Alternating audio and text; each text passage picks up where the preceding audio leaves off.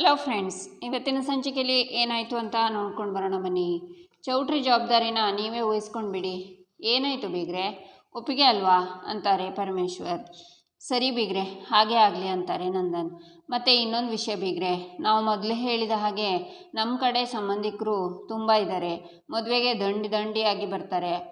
ಅದರಲ್ಲೂ ಊಟದ ವಿಷಯದಲ್ಲಂತೂ ಪಲ್ಯ ಹೀಗೆ ಆಗಬೇಕು, ಪಾಯಸ ಹೀಗೆ ಇರಬೇಕು ಅಂತ ಹಠ ಮಾಡಿ ಕೂತ್ಕೊಂಡು ಬಿಡ್ತಾರೆ. ಆ ತಲೆನೋವೆಲ್ಲ ನೀವು ತಗೊಳ್ಳೋದು ನನಗೆ ಇಷ್ಟ ಆಗಲ್ಲ ಬೀಗ್ರೆ. ಅದಕ್ಕೆ ಊಟದ ಖರ್ಚೆಲ್ಲ ನಾವು ನೋಡ್ಕೋತೀವಿ, ಓಕೆ ಅಲ್ವಾ ಅಂತಾರೆ ವೀಣಾ. ಎಂಥ ಜಾಣ್ರಿ ಇವರು, ಇರೋದ್ರಲ್ಲಿ ಊಟದ್ದೇ ಕಡಿಮೆ ಖರ್ಚು, ಅದನ್ನು ತಾವೇ ನೋಡ್ಕೋತೀವಿ ಅಂದ್ರಲ್ಲ ಅಂತ ಮೀನೇ ಯೋಚನೆ ಮಾಡ್ತಾಳೆ. ಏನಾಯಿತು ಬೀಗ್ರೆ ಅಂತಾರೆ ಪರಮೇಶ್ವರ್. ಸರಿ ಹಾಗೆ ಆಗಲಿ ಅಂತಾರೆ ನಂದನ್.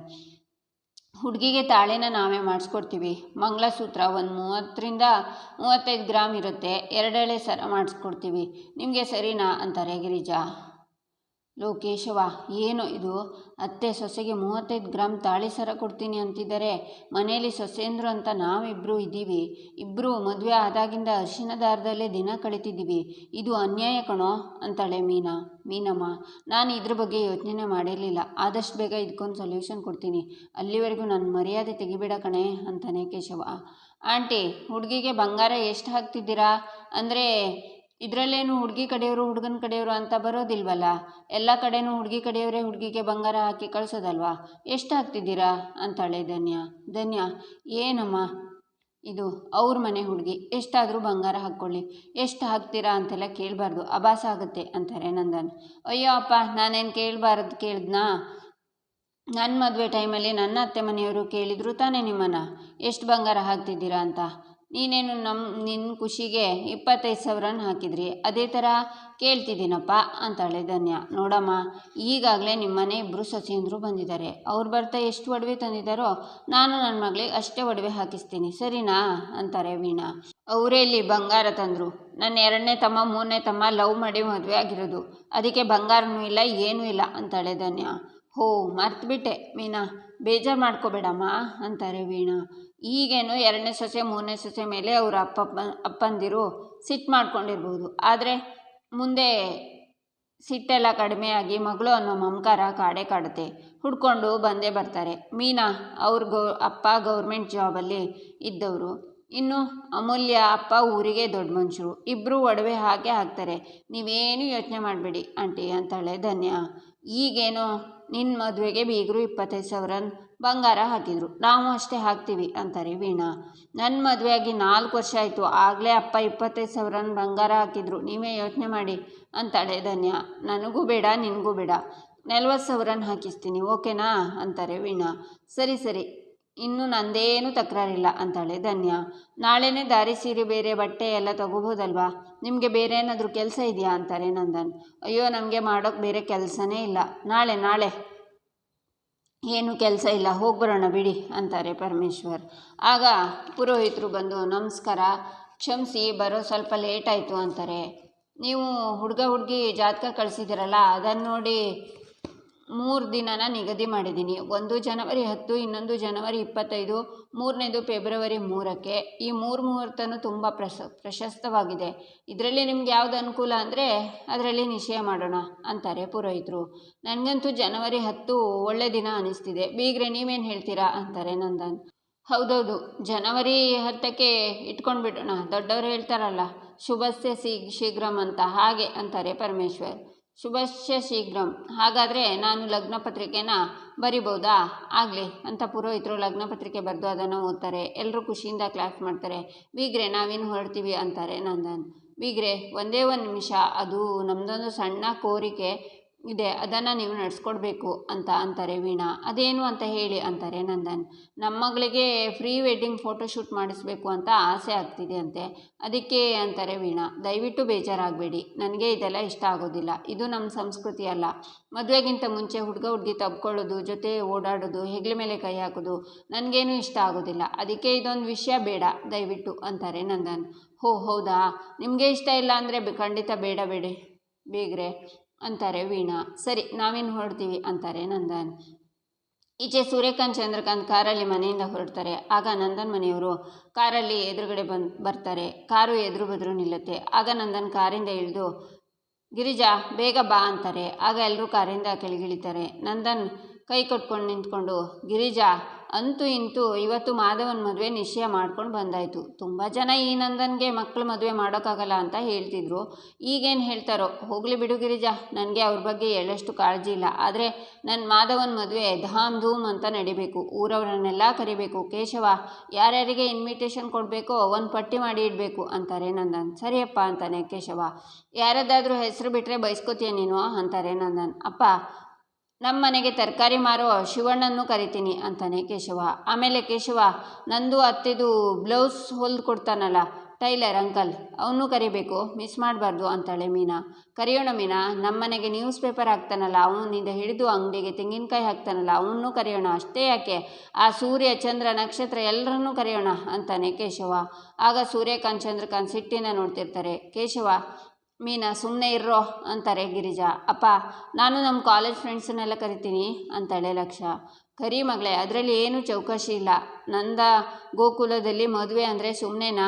ಜನ ತುಂಬಿ ತುಳುಕ್ತಿರ್ಬೇಕು. ಕೇಶವ, ಇವತ್ತು ಪ್ರೆಸ್ನವನ ಹತ್ರ ಹೋಗಿ ಇನ್ವಿಟೇಷನ್ ಆರ್ಡ್ರ್ ಕೊಡಬೇಕು. ಇನ್ವಿಟೇಷನ್ ಬಂದಮೇಲೆ ನಾನೇ ಎಲ್ಲರ ಮನೆಗೆ ಖುದ್ದಾಗಿ ಹೋಗಿ ಕೊಟ್ಟು ಬರ್ತೀನಿ. ಕೆಲವರು ನನ್ನ ಹೀಯಾಳಿಸ್ತಿರ್ತಾರೆ, ಶುಭ ಕಾರ್ಯ ಹಾಳು ಮಾಡಿದೆ, ನಮ್ಮನೆ ಶುಭ ಕಾರ್ಯ ಹಾಳು ಮಾಡಿದೆ ಅಂತ. ಅವರಿಗೆ ಮರ್ತು ಹೋಗಿರಬೇಕು. ನಮ್ಮ ಮಗುವಿನ ನಾಮಕರಣ ಹಾಳು ಮಾಡಿದ್ದೆ ಅವರು. ಹಳೆ ದ್ವೇಷ ರೋಷ ಎಲ್ಲ ಮನಸ್ಸಲ್ಲಿ ಇಟ್ಕೊಂಡು ಅವರು ಮಾಧವನ ಮದುವೆ ನಿಲ್ಲಿಸೋಕ್ಕೂ ಯೋಚನೆ ಮಾಡ್ತಿರ್ಬೋದು. ನಾನು ಅದ್ರ ಬಗ್ಗೆ ತಲೆ ಕೆಡಿಸ್ಕೊಳ್ಳಲ್ಲ ಗಿರಿಜಾ, ಯಾಕಂದರೆ ಈ ಮದುವೆ ಯಾರೂ ನಿಲ್ಲಿಸೋಕ್ಕಾಗೋದಿಲ್ಲ ಅಂತಾರೆ ನಂದನ್. ಆಗ ಸೂರ್ಯಕಾಂತ್ ಚಂದ್ರಕಾಂತ್ ಕಾರಿಂದ ಇಳಿದು ನಂದನ್ ಮುಂದೆ ಬಂದು ನಿಂತ್ಕೊಂಡು ಅಲ್ಲಿಂದ ಮನೆಯೊಳಗೆ ಹೋಗ್ತಾರೆ. ಸೂಪರ್ ಮಾವ ಅಂತಾಳೆ ಮೀನಾ. ಈ ಶಾಲ್ ಸುತ್ತಕೊಂಡು ಹೊಡೆಯೋದಂದರೆ ಇದೇ ಅನಿಸುತ್ತೆ ಅಲ್ವಾ ಮೀನಾ? ಅಪ್ಪ ಹೆಂಗೆ ಬಾರಿಸಿದ್ರು ಅಂತಾನೆ ಕೇಶವ. ಈ ಟೈಮಲ್ಲಿ ಆ ಕಟುಕ ಕಂಟಕ ಶ್ರೀಕಂಠ ಇರಬೇಕಾಗಿತ್ತು ಅಂತಾಳೆ ರಕ್ಷಣಾ. ಸಾಕು ಬಾಯಿ ಮುಚ್ಚೆ ಅಂತಾರೆ ಗಿರಿಜಾ. ಆಗ ಎಲ್ಲರೂ ಮನೆಯೊಳಗೆ ಹೋಗ್ತಾರೆ. ಅಯ್ಯೋ ದೇವ್ರೆ, ಇವ್ರು ಇಂಥ ಹೊತ್ತಲ್ಲಿ ಇವರನ್ನು ಯಾಕೆ ಎದುರು ಹಾಕ್ಕೊಂಡ್ರು? ಅವ್ರು ಏನಾದರೂ ಮದುವೆಗೆ ತೊಂದರೆ ಮಾಡಿದ್ದಾರೆ ಅಂತಾರೆ ಗಿರಿಜಾ. ಅಯ್ಯೋ ಅತ್ತೆ, ಅವರೇನೂ ತೊಂದರೆ ಮಾಡಲ್ಲ, ಬನ್ನಿ ಒಳಗೆ ಹೋಗೋಣ ಅಂತ ಮೀನಾ ಗಿರಿಜಾನ ಕರ್ಕೊಂಡು ಹೋಗ್ತಾಳೆ. ಈಚೆ ಚಂದ್ರಕಾಂತ್, ನೋಡ್ದ ಅಣ್ಣ, ಆ ನಂದನ್ ಇಷ್ಟು ದಿವಸ ನಾವು ಅವನಿಗೆ ಏನು ಕೇಳಿ ಬಯಸೋದು ಬೇಡ ಅಂತಿದ್ರೆ ಇವತ್ತು ಎಷ್ಟು ಉರ್ಸ್ಬಿಟ್ಟ ಅಂತ. ಇದಕ್ಕೆ ಏನು ಹೇಳ್ತೀಯಾ ಅಂತಾರೆ. ಇಷ್ಟು ದಿನ ನಮ್ಮ ಮನೇಲಿ ಮದುವೆ ಬಿಡ್ದಂಗೆ ಯಾರ ಮನೆಯಲ್ಲೂ ಆಗಬಾರ್ದು, ಹೆಣ್ಣು ಹೆತ್ತವರು ಕಣ್ಣೀರು ಹಾಕಬಾರ್ದು, ಒಂದು ಹುಡುಗಿ ಜೀವನ ಹಾಳಾಗಬಾರ್ದು ಅಂತ ಸುಮ್ಮನೆ ಇದ್ದೆ. ಆದರೆ ನಮ್ಮನೆ ನೆಮ್ಮದಿನ ಹಾಳು ಮಾಡಿ ಒಂಚೂರು ಪಾಪ ಪ್ರಜ್ಞೆ ಇಲ್ಲದೆ ಆ ನಮ್ಮನೆ ಉರಿಸ್ತಿದ್ದಾನಲ್ಲ, ಇನ್ನೂ ನಾನಿನ್ನ ತಡೆಯಲ್ಲ ಚಂದ್ರು. ಈ ಸೂರ್ಯನ ಊರಿನ ತಡೆಯೋ ತಾಕತ್ತ ನಂದನ್ಗೆ ಇದೆಯಾ ಅಂತ ನಾನು ನೋಡಬೇಕು. ಆ ಹುಡುಗಿ ಯಾರ ಮಗಳು ಅಂತ ಗೊತ್ತಾಯ್ತಾ ಅಂತಾರೆ ಸೂರ್ಯಕಾಂತ್. ವಿಚಾರಿಸಿದೆ ಅಣ್ಣ, ಪರಮೇಶ್ ಅಂತೆ, ಅವನ ನಂಬರ್ ತಗೊಂಡಿದ್ದೀನಿ ಅಂತಾನೆ ಚಂದ್ರಕಾಂತ್. ಈಗಲೇ ಫೋನ್ ಮಾಡು. ಆ ನಂದ ಇಷ್ಟು ದಿವಸ ಎದೆ ಉಬ್ಸ್ಕೊಂಡು ನಮ್ಮ ಮೇಲೆ ಮುಂದೆ ಮಾತಾಡ್ತಿದ್ನಲ್ಲ, ಈಗ ನಮ್ಮ ಮುಂದೆ ತಲೆನೇ ಎತ್ತಬಾರ್ದು, ಹಾಗೆ ಮಾಡು ಅಂತಾರೆ ಸೂರ್ಯಕಾಂತ್. ಆಗ ಚಂದ್ರಕಾಂತ್ ಪರಮೇಶ್ವರ್ಗೆ ಕಾಲ್ ಮಾಡ್ತಾರೆ. ಹಲೋ ಅಂತಾರೆ ಪರಮೇಶ್ವರ್. ಹಲೋ ಪರಮೇಶ್ವರ್ ಅವರೇ ಅಂತಾರೆ ಚಂದ್ರಕಾಂತ್. ಹೌದು, ತಾವ್ಯಾರು ಅಂತಾರೆ ಪರಮೇಶ್ವರ್. ನಾವ್ಯಾರು ಅನ್ನೋದಕ್ಕಿಂತ ನೀವು ನಿಮ್ಮ ಮಗಳನ್ನ ಕೊಡ್ತಿದ್ದೀರಲ್ಲ, ಆ ಮನೆಯವರು ಎಂಥವ್ರು ಅಂತ ತಿಳ್ಕೊಳ್ಳಿ, ಆಗ ನಿಮ್ಮ ಮಗಳು ಬಾಳು ಚೆನ್ನಾಗಿರುತ್ತೆ ಅಂತಾರೆ ಚಂದ್ರಕಾಂತ್. ಅಂದರೆ ಅಂತಾರೆ ಪರಮೇಶ್ವರ್, ನೀವು ನಿಮ್ಮ ಮಗಳನ್ನ ನಂದಕುಮಾರ್ ಮಗ ಮಾಧವನಿಗೆ ಕೊಡಬೇಕು ಅಂತಿದ್ದೀರಲ್ಲ, ಆ ಹುಡುಗ ಕುಡಿತಾನ್ರಿ ಅಂತಾರೆ ಚಂದ್ರಕಾಂತ್. ಹೌದಾ, ಯಾವಾಗ ಕುಡ್ದಿದ್ದನ್ನು ನೀವು ನೋಡಿದ್ರಾ ಅಂತಾರೆ ಪರಮೇಶ್ವರ್. 3 ತಿಂಗಳ ಹಿಂದೆ ಕುಡ್ಕೊಂಡು ತೂರಾಡ್ಕೊಂಡು ಬೀದಿಲಿ ಬಿದ್ದಿದ್ದ ಅಂತಾರೆ ಚಂದ್ರಕಾಂತ್. 3 ತಿಂಗಳ ಹಿಂದೆನಾ? ಅಷ್ಟರ ಮೇಲೆ ಅವನು ಕುಡಿಲಿಲ್ಲ ಅಂದರೆ ಆ ಮನುಷ್ಯ ಕುಡ್ತಾ ಬಿಟ್ಟಿದ್ದಾನೆ ಅಂತ ಸ್ವಾಮಿ. ಈಗಿನ ಕಾಲದಲ್ಲಿ ಗಂಡು ಮಕ್ಕಳು ಕುಡಿಯೋದೆಲ್ಲ ಕಾಮನ್ ಅಂತಾರೆ ಪರಮೇಶ್ವರ್. ಆ ಹುಡುಗಂಗೆ ಇದಕ್ಕಿಂತ ಮುಂಚೆ ಬೇರೆ ಹುಡುಗಿರ ಜೊತೆ ಲವ್ ಇತ್ತು ಕಣ್ರಿ, ಅಂಥವನಿಗೆ ನಿಮ್ಮ ಮಗಳನ್ನ ಕೊಡ್ತೀರಾ ಅಂತಾರೆ ಚಂದ್ರಕಾಂತ್. ಉತ್ತರ ನೀವೇ ಕೊಟ್ರಲ್ಲ ಸ್ವಾಮಿ, ಈಗ ನೀವೇ ಹೇಳಿದ್ರಲ್ಲ ಬೇರೆ ಹುಡುಗಿರ ಜೊತೆ ಲವ್ ಇತ್ತು ಅಂತ. ಇತ್ತು ಅಂದರೆ ಭೂತಕಾಲ, ಭೂತ ಅಂದರೆ ಹಳೇದು ಮುಗ್ದೋಗಿರೋದು. ಈಗ ಯಾವ ಹುಡುಗಿ ಜೊತೆನೂ ಲವ್ ಇಲ್ವಲ್ಲ ಬಿಡಿ ಅಂತಾರೆ ಪರಮೇಶ್ವರ್. ರೀ ಸ್ವಾಮಿ, ನಾನು ಆ ನಂದಕುಮಾರ್ ಮನೆ ಎದುರುಗಡೆ ಮನೆಯವನು, ನಾನು ಇಷ್ಟು ವರ್ಷದಿಂದ ನೋಡಿರೋದಕ್ಕೆ ಹೇಳ್ತಾ ಇದ್ದೀನಿ. ಆ ಹುಡುಗ ಸರಿ ಇಲ್ಲ ಕಣ್ರಿ ಅಂತಾರೆ ಚಂದ್ರಕಾಂತ್. ನಾವು ಸರಿ ಇಲ್ಲ ಸ್ವಾಮಿ, ಅವರು ಸರಿ ಇಲ್ಲ, ನಾವು ಸರಿ ಇಲ್ಲ, ಅಲ್ಲಿಗೆ ಜೊತೆ ಸರಿ ಹೋಯ್ತಲ್ಲ ಅಂತ ಹೇಳ್ತಾರೆ ಪರಮೇಶ್ವರ್. ಆಗ ಚಂದ್ರಕಾಂತ್ ಕಾಲ್ ಕಟ್ ಮಾಡ್ತಾರೆ.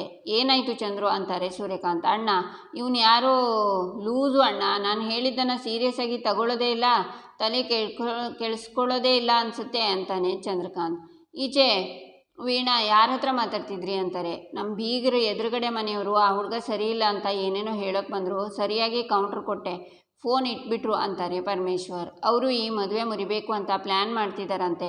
ಒಂದು ಕೆಲಸ ಮಾಡೋಣ, ಮುಂದಿನ ಸಲ ಬೀಗ್ರ ಮನೆಗೆ ಹೋದಾಗ ಅವರನ್ನು ಒಂದು ಕೈ ನೋಡ್ಕೊಂಡು ಬಿಡೋಣ, ಏನಂತೀರಾ ಅಂತಾರೆ ವೀಣಾ. ಈಚೆ ಮೀನಾ ಗಿರಿಜಾ ಹತ್ರ ಹೋಗಿ ಅತ್ತೆ ಮಾತಾಡಿ ಅಂತಾಳೆ. ಭಯ ಆಗುತ್ತೆ ಕಣೆ ಅಂತಾರೆ ಗಿರಿಜಾ. ಹೋಗಿ ಅಂದೆ ಅಂತ ಅತ್ತೆನ ಮುಂದೆ ತಳ್ತಾಳೆ ಮೀನಾ. ಆಗ ಗಿರಿಜಾ ನಂದನ್ ಹತ್ರ ಬರ್ತಾರೆ. ರೀ ಅಂತ ಅವರು ಪಕ್ಕ ಕೂತ್ಕೊಂಡು ಏನು ಮಾಡ್ತಿದ್ದೀರಾ ರೀ ಅಂತಾರೆ ಗಿರಿಜಾ. ಕಾಣ್ತಿಲ್ವಾ ಅಂತಾರೆ ನಂದನ್. ಪೇಪರ್ ಓದ್ತಿದ್ದೀರಲ್ವಾ, ಪೇಪರಲ್ಲಿ ತುಂಬ ವಿಷಯ ಇರುತ್ತಲ್ವಾ ಅಂತಾರೆ ಗಿರಿಜಾ. ಗಿರಿಜಾ ಏನಾಯಿತು, ಏನೋ ಹೇಳೋಕೆ ಬಂದಿದ್ಯಾ, ಏನು ಹೇಳು ಅಂತಾರೆ ನಂದನ್. ಬೀಗರು ಅದೇನೋ ಪ್ರೀ ವೆಡ್ಡಿಂಗ್ ಫೋಟೋಶೂಟ್ ಅಂದ್ರಲ್ಲ, ಅದನ್ನು ಮಾಡಿಸೋಣ ರೀ, ಬೇಡ ಅನ್ಬೇಡ್ರಿ ಅಂತಾರೆ ಗಿರಿಜಾ. ಅವೆಲ್ಲ ನನಗೆ ಇಷ್ಟ ಇಲ್ಲ ಅನ್ನಲ್ಲ ಅಂತಾರೆ ನಂದನ್. ನಮ್ಮ ಕಾಲದಲ್ಲಿ ಇದೆಲ್ಲ ಇರಲಿಲ್ಲ, ಈಗ ಹಾಗಲ್ಲ ಅಲ್ವಾ, ಮಾಡಿಸೋಣ ಅಂತಾರೆ ಗಿರಿಜಾ. ಯಾಕೆ ಹಠ ಮಾಡ್ತಿದ್ಯಾ ಅಂತಾರೆ ನಂದನ್. ಯಾಕಂದರೆ ಈ ಫೋಟೋ ಅಂದ್ರೇ ಒಂದು ನೆನಪು, ಅದನ್ನು ನಾವು ಇನ್ಯಾವತ್ತೂ ನೋಡಿದಾಗ ನಮ್ಮ ಮನಸ್ಸಿಗೆ ಎಷ್ಟು ಖುಷಿ ಆಗುತ್ತೆ, ಒಪ್ಕೊಳ್ರಿ ಅಂತಾರೆ ಗಿರಿಜಾ. ನನಗಂತೂ ಇವೆಲ್ಲ ಇಷ್ಟ ಇಲ್ಲ, ನೀನು ಕೇಳ್ತಿದ್ದೀಯಾ ಅಂತ ಒಪ್ಕೋತಿದ್ದೀನಿ ಅಂತಾರೆ ನಂದನ್. ಅಯ್ಯಯ್ಯೋ, ಹಾಗಾದರೆ ನೀವು ಈ ಫೋಟೋ ತೆಗಿಯೋಕೆ ಒಪ್ಕೊಂಡ್ರಾ, ಸರಿ ರೀ, ಈಗ ಹೋಗಿ ಸ್ಟ್ರಾಂಗಾಗಿ ಕಾಫಿ ಮಾಡ್ಕೊಂಡು ಬರ್ತೀನಿ ಅಂತಾರೆ ಗಿರಿಜಾ. ಗಿರಿಜಾ ಆ ಫೋಟೋ ತೆಗಿಯೋನ ಹತ್ರ ಮಕ್ಕಳ ಹತ್ರ ಮಾತಾಡೋಕೆ ಹೇಳು, ದುಡ್ಡು ನಾನು ಕೊಡ್ತೀನಿ ಅಂತಾರೆ ನಂದನ್. ನೀವೆಷ್ಟು ಒಳ್ಳೆಯವ್ರಿ, ನಾನೇನು ಕೇಳಿದ್ರು ನೀವು ಇಲ್ಲ ಅನ್ನಲ್ಲ ಅಂತ ನಿಂತ್ಕೊಂಡು ಮೀನಾಗೆ ಡನ್ ಅಂತ ಸನ್ನೆ ಮಾಡ್ತಾರೆ ಗಿರಿಜಾ. ಮೀನಾ ಮಾಧವನ ಮೇಲೆ ನೋಡಿ ತಲೆ ಅಲ್ಲಾಡಿಸ್ತಾಳೆ. ಮಾಧವನು ಖುಷಿ ಆಗ್ತಾನೆ. ಈ ವಿಷಯನ ಪ್ರಿಯಾ ಅವರಿಗೆ ಹೇಳಿದರೆ ಅವ್ರು ತುಂಬ ಖುಷಿ ಪಡ್ತಾರೆ, ಮೊದಲು ಅವ್ರಿಗೆ ಹೇಳ್ತೀನಿ ಅಂತ ಮಾಧವ ಯೋಚನೆ ಮಾಡ್ತಾನೆ. ಈಚೆ ಗಿರಿಜಾ ಸೋಫಾದಲ್ಲಿ ಕೂತ್ಕೊಂಡು ನಿದ್ದೆಗೆ ತೂಕಡಿಸ್ತಾ ಇರ್ತಾರೆ. ಆಗ ಅಮೂಲ್ಯ ಬಂದು ಅತ್ತೆ ಅಂತಾಳೆ. ಅಮ್ಮು, ಯಾಕೆ ಇಷ್ಟೊತ್ತಾದರೂ ನಿದ್ದೆ ಮಾಡಿಲ್ಲ, ಏನಾದರೂ ಬೇಕಿತ್ತಾ ಅಂತಾರೆ ಗಿರಿಜಾ. ಏನಿಲ್ಲ ಅತ್ತೆ, ನಿಮಗೆ ನಿದ್ದೆ ಬರ್ತಿದೆಯಲ್ಲ, ನೀವು ಹೋಗಿ ಮಲ್ಕೊಳ್ಳಿ ಅಂತಾರೆ ಅಮೂಲ್ಯ. ಇರಲಿ ಬಿಡೆ, ಇಷ್ಟೊತ್ತಾದರೂ ವಲ್ಲಭ ಬಂದಿಲ್ಲ, ಅವ್ನು ಬರಲಿ, ನಾನು ಅವನಿಗೆ ಊಟ ಬಡಿಸಿ ಆಮೇಲೆ ಹೋಗಿ ಮಲ್ಕೋತೀನಿ, ನೀನು ಹೋಗಿ ಮಲ್ಕೋ ಅಂತಾರೆ ಗಿರಿಜಾ. ಅತ್ತೆ, ವಲ್ಲಭ ಬರೋ ತನಕ ನಾನು ಇದ್ದಿರ್ತೀನಿ, ನೀವು ಹೋಗಿ ಮಲ್ಕೊಳ್ಳಿ ಅಂತಾಳೆ ಅಮೂಲ್ಯ. ಆಗ ಗಿರಿಜಂಗೆ ಏನು ನೆನಪಾಗಿ ಸರಿ ಸರಿ ನಾನು ಹೋಗಿ ಮಲ್ಗ್ತೀನಿ ಅಂತ ಹೋಗ್ತಾರೆ. ಅಮೂಲ್ಯ ವಲ್ಲಭಂಗೆ ಕಾಯ್ತಾ ಕೂತಿರ್ತಾಳೆ. ಆಗ ವಲ್ಲಭ ಡೋರ್ ಬಡಿತಾನೆ. ಅಮೂಲ್ಯ ಡೋರ್ ಓಪನ್ ಮಾಡ್ತಾಳೆ. ನೀನೇನೆ ದೇವ್ರ ಥರ ಹಿಂಗೆ ನಿಂತಿದ್ಯಾ ಅಂತಾನೆ ವಲ್ಲಭ. ನಿನಗೋಸ್ಕರನೇ ಕಾಯ್ತಿದ್ದೆ ಅಂತಾಳೆ ಅಮೂಲ್ಯ. ನೀ ಅಮ್ಮ ಎಲ್ಲಿ ಅಂತಾನೆ ವಲ್ಲಭ. ಅತ್ತೆಗೆ ಮಲ್ಕೊಳ್ಳಿ ಅಂತ ನಾನೇ ಹೇಳಿದೆ, ನೀನು ಫ್ರೆಶ್ ಅಪ್ ಆಗಿ ಬಾ, ಊಟ ಬಡಿಸ್ತೀನಿ ಅಂತಾಳೆ ಅಮೂಲ್ಯ. ಅದೆಲ್ಲ ಏನು ಬೇಡ, ನಾನೇ ಬಡಿಸ್ಕೋತೀನಿ ಅಂತಾನೆ ವಲ್ಲಭ. ಪರವಾಗಿಲ್ಲ, ನಿನಗೆ ಬಡಿಸ್ಬಿಟ್ಟು ನಾನು ಮಲಗ್ತೀನಿ ಅಂತಾಳೆ ಅಮೂಲ್ಯ. ವಲ್ಲಭಂಗೆ ಊಟ ಬಡಿಸ್ತಾಳೆ. ಸಾಕು ಸಾಕು, ಸಾಂಬಾರು ಹಾಕು ಅಂತಾನೆ ವಲ್ಲಭ. ಊಟ ತಿಂತ ನಿಂದು ಆಯಿತಾ, ನಿನ್ನ ಕೇಳ್ತಿದ್ದೀನಿ ನೋಡು, ದೊಡ್ಡ ತಿಂಡಿ ಪೋತಿ ನೀನು, ಬಕಾಸುರಿ ಅಂತೆಲ್ಲ ವಲ್ಲಭ ಹೇಳ್ತಾನೆ. ನಾನು ತಿಂಡಿ ಪೋತಿ ಹೌದು, ಆದರೆ ನೀನು ಹೇಳೋ ಥರ ಬಕಾಸುರಿ ಅಲ್ಲ. ಹೌದು, ನೀನೀಗ ಯಾಕೆ ಮನೆಗೆ ಲೇಟಾಗಿ ಬರ್ತಿದ್ಯಾ, ಎಲ್ಲಿಗೆ ಹೋಗ್ತಿದ್ಯಾ, ಏನು ಮಾಡ್ತಿದ್ಯಾ ಅಂತಾಳೆ ಅಮೂಲ್ಯ. ನಿನ್ಗೆ ಯಾಕೆ ಅಧಿಕ ಪ್ರಸಂಗ, ನಾನೇನಾದರೂ ಮಾಡ್ತೀನಿ, ನಿನಗೇನಕ್ಕ ಅಂತಾನೆ ವಲ್ಲಭ. ಸುಮ್ಮನೆ ಕೇಳಬೇಕನ್ನಿಸ್ತು ಕೇಳಿದೆ, ಊಟ ಮಾಡು ಅಂತಾಳೆ ಅಮೂಲ್ಯ. ವಲ್ಲಭ ಊಟ ಮಾಡಿ ಕೈ ತೊಳೆದು ಬರ್ತಾನೆ. ಪಾತ್ರೆನೆಲ್ಲ ಒಳಗಿಡೋಕೆ ವಲ್ಲಭನೂ ಹೆಲ್ಪ್ ಮಾಡ್ತಾನೆ. ಈಚೆ ಮದುವೆಗೆ ಬಟ್ಟೆ ತೆಗೆಯೋಕೆ ನಂದನ್ ಮನೆಯವರು ಬಟ್ಟೆ ಅಂಗಡಿಗೆ ಬರ್ತಾರೆ. ಬಟ್ಟೆ ತೋರಿಸೋಕೆ ನಂದನ್ ಹೇಳ್ತಾರೆ, ಅವ್ರು ಬರೋದು ಬೀಗರು ಕಡೆಯವರು, ಲೇಟ್ ಆಗ್ಬೋದು, ಅಷ್ಟರಲ್ಲಿ ಪ್ರಿಯಾಗೆ ದಾರಿ ಸೀರೆ ತೆಗೆಯೋಣವಾ ಅಂತಾರೆ ಗಿರಿಜಾ. ನಾವಲ್ಲ ಅತ್ತೆ, ಮಾಧವ್ ಬಾಬಾ ಸೆಲೆಕ್ಟ್ ಮಾಡಬೇಕು ಅಂತಾಳೆ ಮೀನಾ. ಅವನಿಗೆ ಅದೆಲ್ಲ ಗೊತ್ತಾಗಲ್ಲ ಅಂತಾರೆ ಗಿರಿಜಾ. ಆಗ ಮೀನಾ ಅತ್ತೆ ಆ ಕಡೆ ಚೋಡು ಅಂತಾಳೆ. ಅಲ್ಲಿ ಮಾಧವ ಸೀರೆ ಸೆಲೆಕ್ಟ್ ಮಾಡ್ತಾ ಇರ್ತಾನೆ. ಇಲ್ಲಿಗೆ ಈ ಸಂಚಿಕೆ ಮುಕ್ತಾಯವಾಗುತ್ತೆ. ಮುಂದಿನ ಸಂಚಿಕೆಗಾಗಿ ನಮ್ಮ ಚಾನಲನ್ನು ನೋಡಿ, ಸಬ್ಸ್ಕ್ರೈಬ್ ಮಾಡಿ, ಲೈಕ್ ಮಾಡಿ, ಸಪೋರ್ಟ್ ಮಾಡೋದನ್ನು ಮರಿಬೇಡಿ.